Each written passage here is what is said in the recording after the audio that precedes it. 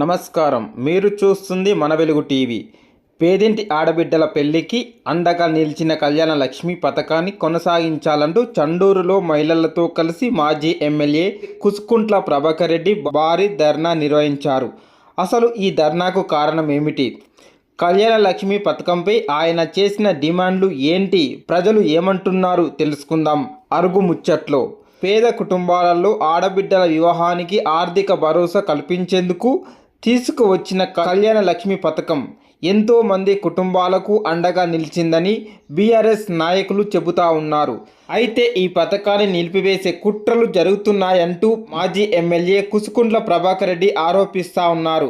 ఈ నేపథ్యంలో చండూరులో మహిళలతో కలిసి భారీ ధర్నా నిర్వహించారు. కళ్యాణ లక్ష్మి పథకాన్ని ఎట్టి పరిస్థితులలోనూ కొనసాగించాలని ఆయన డిమాండ్ చేశారు.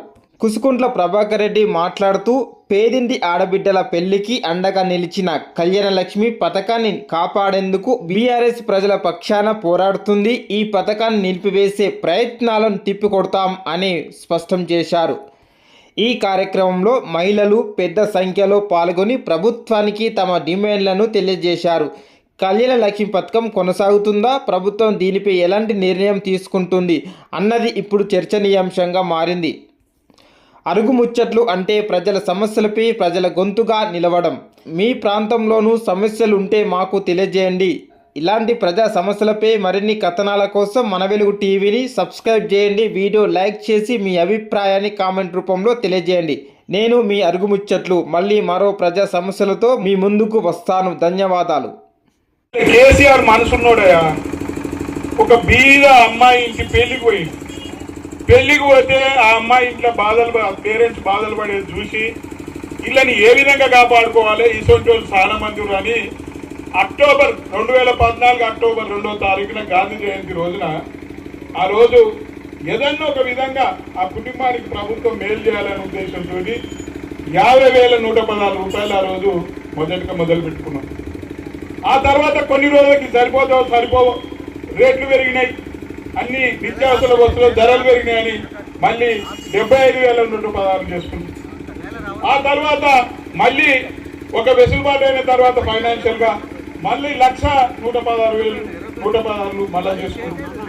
అందరు సంతోషంగా ఉన్న సందర్భంలో అప్పుడు నేను కళ్యాణ లక్ష్మి చెక్కులు ఇంటింటికి తిరిగి కళ్యాణ లక్ష్మి చెక్కు ఇచ్చుకుంటూ వారికి ఒక చీర కూడా నేను నా సొంత ఖర్చులతో ఇచ్చిన. ప్రజలు మర్చిపోలేరు. కానీ ఈ రోజు చేసేది ఏముంది? ఇవాళ ఈ ప్రభుత్వం ఏం చేస్తా ఉంది? ఇక దీన్ని ఒకటి బంద్ పెడుతుంది. ఇది తర్వాత ఏమైతుంది? రైతు బంధు పోతుంది. ఇక రైతు బంధు పోయిన తర్వాత ఇంకేమైతుంది? రైతు బీమా అన్ని బందే. ఇక ఏం మాట్లాడతాడు? కేసీఆర్ ఏ అయితే పథకాలు ప్రవేశపెట్టినా అన్నింటినీ కూడా అమలు చేస్తున్నాడు. అమలు చేయడం కాదు, రద్దు చేస్తా ఉన్నాడు. ఇవాళ రద్దు చేసి ఊరుకుంటావా? మేమేమన్నా ఖాళీగా కూర్చున్నావా? ఇవాళ నీ గురువు చెప్పినట్టు, నీ గురువు ఆంధ్ర నాయకుడు, టోపేమో నీ చేతుల, నీ నెత్తిల, లాఠీ మాత్రం అక్కడ ఉంటుంది. టోపీ ఇక్కడ, లాఠీ అక్కడ. ఆయన ఏం చెప్తే ఈయన చేయాలి. ఏది కంచాల రాయి తీయనోడట, ఏట రాయి తీయబోయిందట. ఈడ తిండి నీళ్ళు వస్తలేవు వెయ్యి అంటే ఈ తిండి నీళ్లకు ఆడ మహబూబ్నగర్ వాళ్ళు అడ్డుపడతా ఉన్నారు. శానిటైజేషన్ కానిస్తలేరు. అక్కడ ఎమ్మెల్యేలు పోయి అక్కడ బ్రిడ్జిల్లో సీఎం కలిసి ఈ నీళ్లు మేము పోనీయము, నీళ్లు పోనీయొద్దు ఇక్కడికి వెళ్ళని వాళ్ళు ఉత్తరాలు ఇచ్చి వాళ్ళు గట్టిగా చెప్పితే అక్కడ మనకేనైతే ఏదుల నుంచి నీళ్ళు రావాలో అక్కడ ఉన్న ఎమ్మెల్యే రైతులను ఉచికొల్పి ల్యాండ్ ఎక్విజిషన్ కాకుండా చేస్తా ఉంటే మరి ఏం చేస్తున్నావా నువ్వు? ఈడ వండి ఏం కోరుకుతున్నావా? మరి 60 కోట్ల రాదు, 60 కోట్ల రాదు. మొత్తం అందరికి టికెట్లు ఇప్పించడం నువ్వే కదా. మరి మహబూబ్నగర్ ఎమ్మెల్యేలు ఒప్పించు, నీ పార్టీ కదా, నువ్వు సీనియర్ కదా కాంగ్రెస్ పార్టీలో. ఆడ కూడా కాంగ్రెస్ పార్టీ ఉంది కదా, వాళ్ళు ఒప్పి ఆ ల్యాండ్ ఎక్విజిషన్ చేపి ఇంటికి నీళ్ళు వచ్చినట్టు చెయ్యి. ఇలా అది చేత కాదు. ఏమున్నా ఉరికిరారు మీకు జెడ్పీటీసీలు, ఎంపీపీలు ఏం కావాలరా? ఫోన్కి ఎంపీపీలు, జెడ్పీటీసీ కావాలా? కాళ్ళు 4 ఉరికిరారు అంటే పాపం వాళ్ళు ఆశపడి కాళ్ళు వెనకాల తిరుగుతా ఉన్నారు. నమ్మినాన వస్తే పుచ్చిపూరలైనట్టు రాబోయే రోజులలో వెనక తిరిగేటోళ్ళు మొత్తం గదే. తప్పనిసరిగా ఆయన అవసరం కొరకు తిప్పుకునేదే తప్ప ఇక వీళ్ళకు ఉపయోగపడతాడు కాదు, ఇంకోళ్ళకు ఉపయోగపడతాడు. పొద్దు కంగో మాట మన మున్సిపల్ ఎన్నికల్లో ఏమన్నా పరమేశ్వర్ పెన్షన్ సొంత పైసలు ఇస్తాడు. పెన్షన్ ఇచ్చినారా ఇప్పటిదాకా? ఇచ్చిండా? ఇంటి అయితే లేవా? అయితే ఆయన మాత్రం ఒకటి చేస్తాడు, పింఛన్లు లేవిస్తలేదు. కానీ మండలానికి ఒక షాడో ఎమ్మెల్యేని మాత్రం తయారు చేస్తాడు. మున్సిపాలిటీకి ఒక షాడో ఎమ్మెల్యే, మండలానికి ఒక షాడో ఎమ్మెల్యేని తయారు చేసుకొని వాళ్ళ ద్వారా మొత్తం వసూలకు మొదలుపెట్టి వసూలు చేయాలి, ఈయనకి ఇంటికి ఇవ్వాలి. ఇక నిన్న మన గురికి అంటారు ఈనాటి బస్ సెంటర్ మొదలుపెట్టిందట మొబైల్. ఆడ పాపం ఆ షాపులలో అంతా బాధపడతా ఉన్నారు. మరి కాడ పెట్టబోయినా నీటి ట్యాంక్ కాడ అని వాళ్ళు అంటే ఎక్కడ నీటి ట్యాంక్ కాడ పెడదామనుకోరు. వాళ్ళని బెదిరియంగానే పాపం ఆ పళ్ళ షాపు వాళ్ళు భయపడి తలా ఒక 12 అడుగుపోయారు చెప్తున్నారు. మరి నిజమేంతో ఇచ్చిన వాళ్ళకి తెలవాలి, తీసుకున్న వాళ్ళకి తెలవాలి, ఆ దేవుడికి తెలవాలి. ఇట్ట వసూలు చేపిస్తా ఉన్నారు. మొత్తం ఇదే పని. మొత్తం వైన్ షాప్లు వదిలిపెడతలేరు, పండ్ల షాపులను వదిలిపెడతలేరు, ఇలా ఏది హాస్పిటల్ని కూడా వదిలిపెడతలేరు, కాంట్రాక్టర్ని వదిలిపెడతలేదు, రియల్ ఎస్టేట్లను వదిలిపెడతలేదు, ఏడా వదిలిపెడతలేదు. ఏదైనా వదిలిపెట్టే దాఖలాలు ఉన్నాయి. ఒకవేళ ఇదే అబద్ధం అనుకుంటే గుడికాడికి పోయి ప్రమాణం చేద్దాం పార్టీ. అంతేనా కాదు? ఏ ఒక్కటి నిజం కాదండి. ఇవాళ కంపెనీలలో వసూళ్ళే ఏమనంటే నాకేం తెలియదు. ఆ దొంగముడే వాడు పోయినాడు చెప్పేది ఆయన పోరాని పేరు అర్థం ఈయనకు జరిగింది. ఒక ఆయన అన్నాడు మొన్న ఏం చేయాలి, ఒక ఆయనతో ఏం చేయాలి, మావాడు ₹100 ఖర్చు పెడతలేడు, లేవంటుడు చేసేస్తుడు. ఏమనంటే మేమే వసూలు చేయాలి, ఆయన ఖర్చులని మేమే పెట్టాలని చెప్తాము. ఇది ఎంతవరకు నిజమో ఇది ఆలోచించాం. ఏదేమైనా కానీ ఇక్కడ ఉన్న గోపాలకు నేను ఒకటే రిక్వెస్ట్ చేస్తున్నా, ఈ ప్రాంత ప్రజల మీద నీకు ప్రేమ ఉన్నట్టయితే నీ నోరు మూసుకోకు.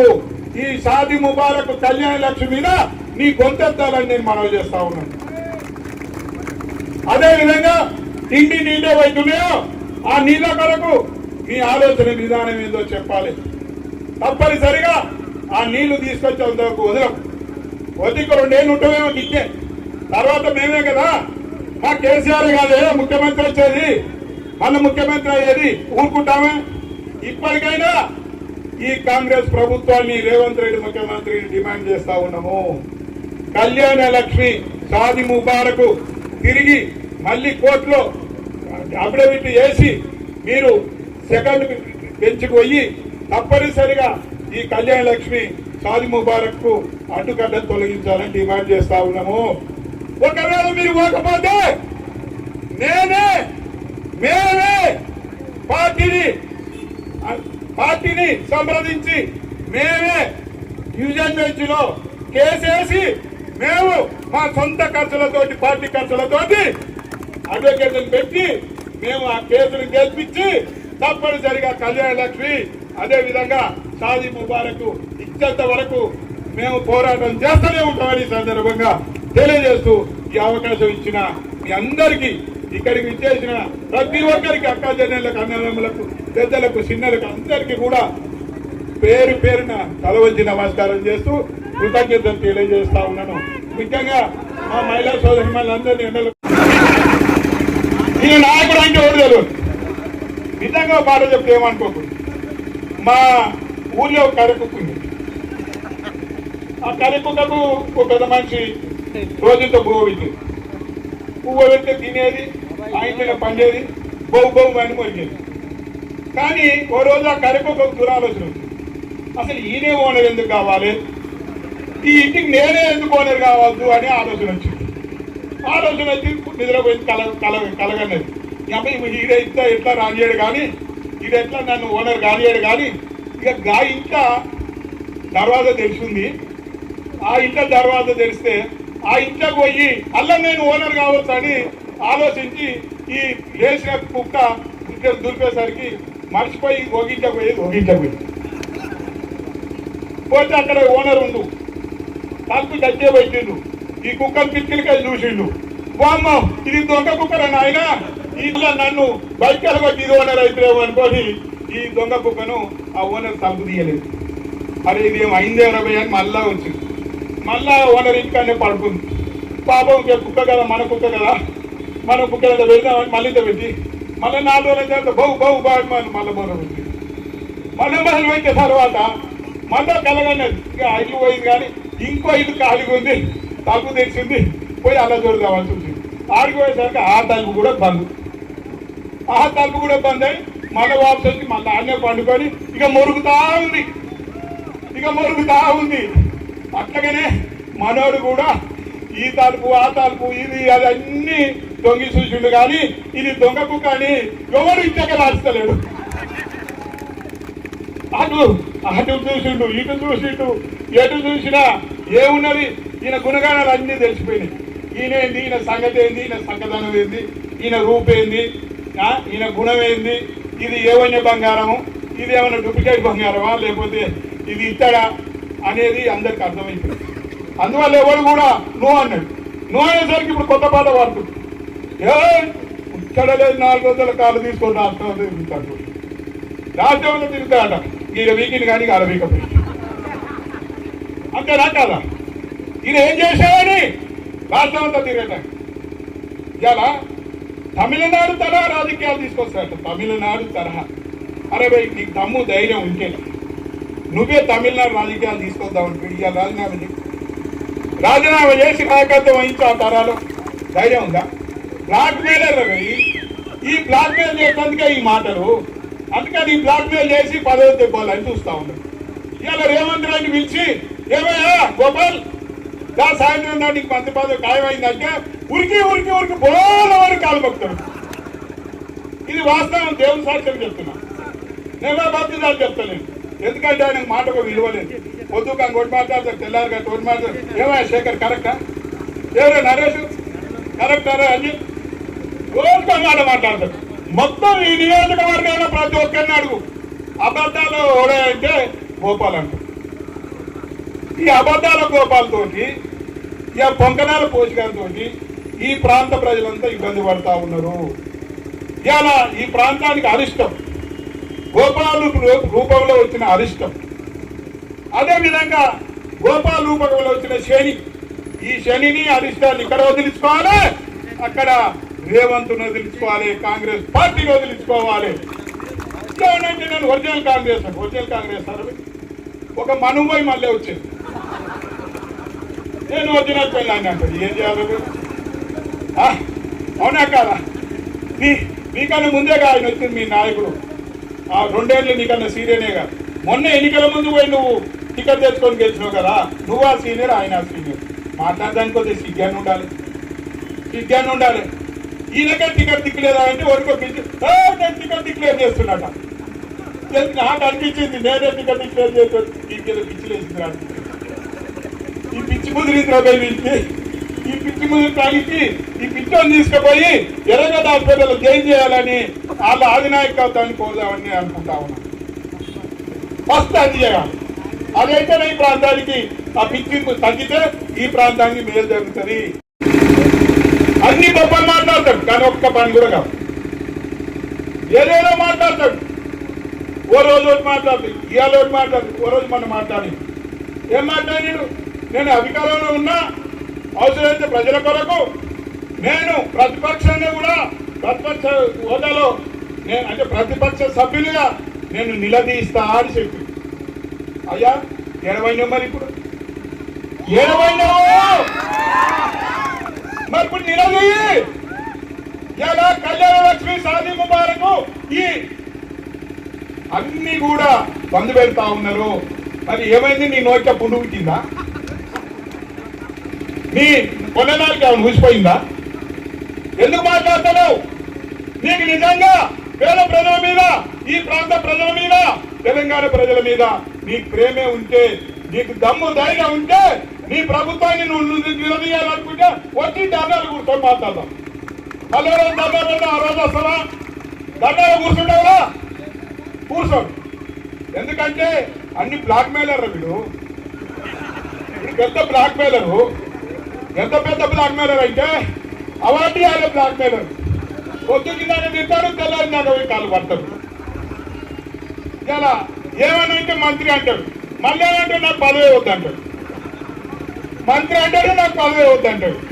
చేతనైనా సరిపోదు. 60 నేను ఎమ్మెల్యేగా ఉండి ఈ ప్రాంతాన్ని ఇన్ని విధాలుగా అభివృద్ధి చేసిన, ప్రాజెక్టులు తీసుకొచ్చిన, ఊరూరే రోడ్లు వేసిన, ఇలా రెవెన్యూ డివిజన్ చేసిన, చండూరు మున్సిపాలిటీ చేసిన, చౌటుపల్లి మున్సిపాలిటీ చేసిన, చౌటుపల్లి రెవెన్యూ డివిజన్ చేసిన, ఇలా 100 పడకల హాస్పిటల్ తెచ్చిన, ఏది చెప్పిందో అది చేసినా ఎక్కడ కూడా వెనకాడలేదు. మడవ తిప్పి చెప్పిన మాట తప్పడు, మడవ తిప్పడు. కేసీఆర్ నాయకత్వాన్ని ఉన్నా కాబట్టి ఎందుకు వేయొద్దు అంటే ఆంధ్రలో ఇయ్యలేకపోతుండే ఆయన. ఈ తెలంగాణలో కూడా బంద్ అయింది కాబట్టి నేను కూడా బంద్ పెట్టాను, అక్కడ బంద్ పెట్టానంటే వాందో ప్రయత్నం, దొంగ ప్రయత్నం. ఇట్టున్నావా? ఇక ఆయన ఒకటి చెప్తే ఆయన ఇక్కడ సలహాదారులు పెట్టుకుంటారు. ఆందోళన అంతా సలహాదారులు. ఇలా నీటి విషయంలో వైద్యనాథ్ అని ఉన్నాడు, ఆయన సలహాదారి, ఆంధ్ర ఆయన.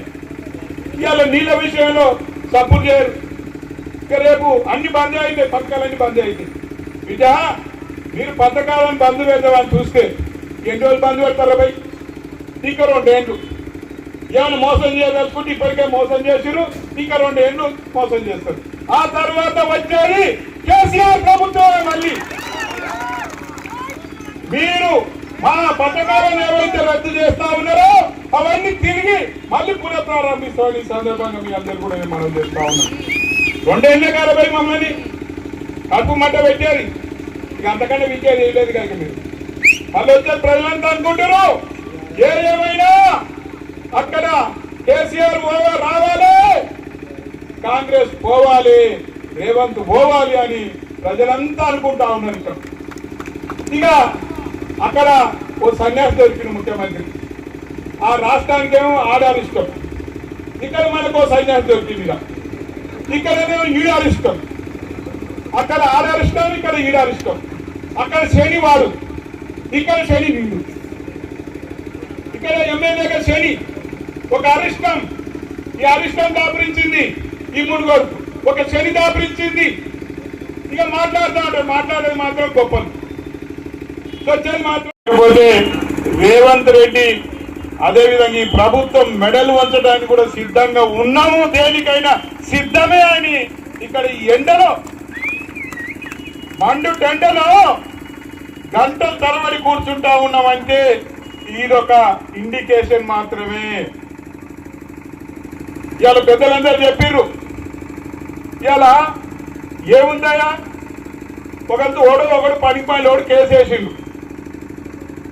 ఆ అడ్వకేట్ అంటాడు వేణుగోపాల్ ఎవరు, ఆ పేర్ల పాప దేవుని పేరు పెట్టుకుండు, వానికి ప్రజల ఉసురు ముడుతుంది. ఆయన వేస్తే మరి ప్రభుత్వం ఏం బిక్తుందే? ప్రభుత్వం ఏం చేస్తుంది? నువ్వు నిజంగానే ఈ కళ్యాణ లక్ష్మి షాదీ ముబారక్ నువ్వు ఇయ్యాలి అనుకుంటే ఏం బిక్తున్నావు? ఎంతసేపు కేసీఆర్ను తిట్టడమే తప్ప ఇవన్నీ చూసుకునేది తెలియదా? చూసుకోవాలి కదా. ఇవాళ అడ్వకేట్ జనరల్ ఉన్నాడు, లక్షల రూపాయలు జీతం ఇస్తా ఉన్నాం, మరి ఆయన ఏం చేస్తా ఉన్నాడు? ఇంతకుముందు మా మిత్రుడు చెప్పిండు, ఏది ఎమ్మెల్యేల రద్దు విషయంలో సుప్రీంకోర్టు పోతే కోట్ల రూపాయలు ఖర్చు పెట్టి వకీలను పెట్టిండని. వకీలు కరువు అయిరా, ఇంకా జీపీలు ఉన్నారు కదా, వీళ్ళందరూ ఏం చేసినట్టు ఎడదచ్చిర్రు. ప్రజలందరి కడుపులో మట్టి పోదామని మీరు అనుకుంటా ఉంటే ఇలా ప్రజలు సిద్ధంగా లేరు. బీఆర్ఎస్ పార్టీ ఎట్టి పరిస్థితుల్లోనైనా మెడలు వంచి తప్పనిసరిగా కళ్యాణ లక్ష్మి కొనసాగే విధంగా మేము జనాలను చైతన్యవంతం చేసి ముందుకెళ్ళి తప్పనిసరిగా కళ్యాణ లక్ష్మి షాదీ ముబారక్ ఇచ్చేంత వరకు మా పోరాటం ఆగదని సందర్భంగా కూడా మనం చేస్తా ఉన్నాం.